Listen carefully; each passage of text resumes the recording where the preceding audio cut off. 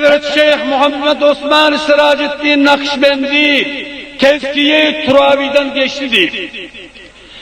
Tezkiye-i Turaba varanına önkü geçen evliyaların himmeti oturav oluyormuş.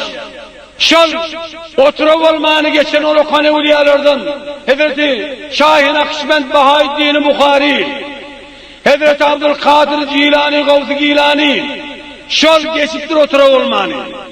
Ondan sonra Hazreti Şeyh Muhammed Osman Siraceddin'le oturav olmanı şol evliyalık ehli makam olup geçen adam.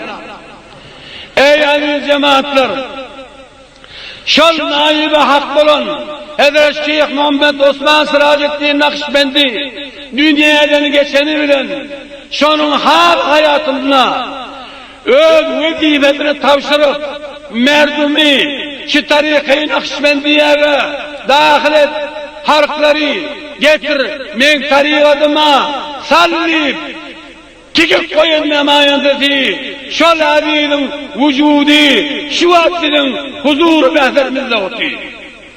Biz bol bereketten şu atkarımız bilenle şunun tikip giden adamızı yerimizde du.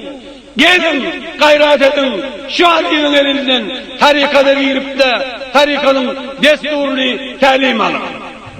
İnha siz abidin musulmanlardan benim acilana haştım şu.